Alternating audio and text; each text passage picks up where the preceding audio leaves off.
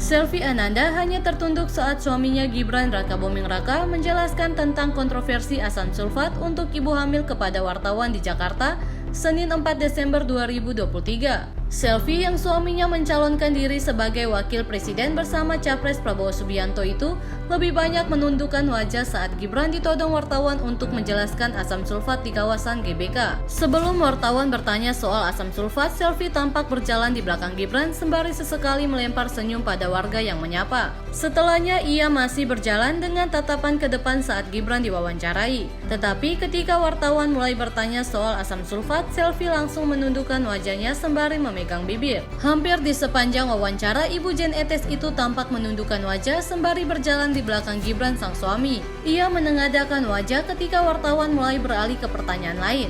Gibran minta maaf. Dalam wawancara itu, Gibran akhirnya minta maaf soal asam sulfat. Ia mengaku keliru dan bermaksud berbicara soal asam folat sebagai nutrisi ibu hamil untuk mencegah stunting. Apa sih saya kemarin nyebutnya? Kata Gibran merespon pertanyaan wartawan soal asam sulfat.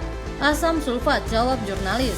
Mendengar jawaban itu, Gibran langsung menyampaikan permohonan maaf. Mohon maaf, mohon dikoreksi ya, ucapnya. Kemudian awak media kembali menanyakan pernyataan apa yang seharusnya disampaikan Gibran terkait program untuk ibu hamil. Alih-alih menjawab, Gibran malah bertanya balik. Ya saya nanya apa? Tanya Gibran. Salah satu jurnalis kemudian membantu Gibran dengan menjawab asam folat. Setelah itu putra sulung Presiden Joko Widodo atau Jokowi tersebut baru bisa menjawab. Asam folat, jawab Gibran. Akhirnya Gibran menyadari bahwa yang ia ucapkan itu keliru. Kemarin saya nyebutnya apa? Asam sulfat. Sorry ya, maaf, mohon dikoreksi, terang Gibran. Asam sulfat untuk ibu hamil.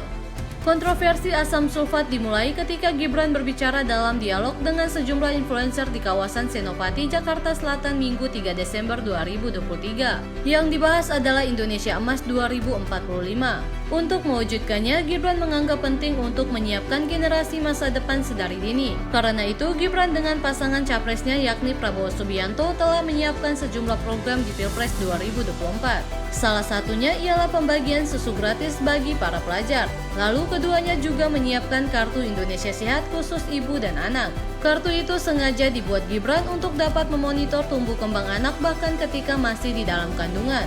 Lalu ketika hamil harus dicek dia misalnya asam sulfat, yodiumnya terpenuhi enggak, ketika anaknya lahir sampai 2 tahun ASI-nya terpenuhi enggak, berat badannya, tinggi badannya oke enggak, kata Gibran percaya diri.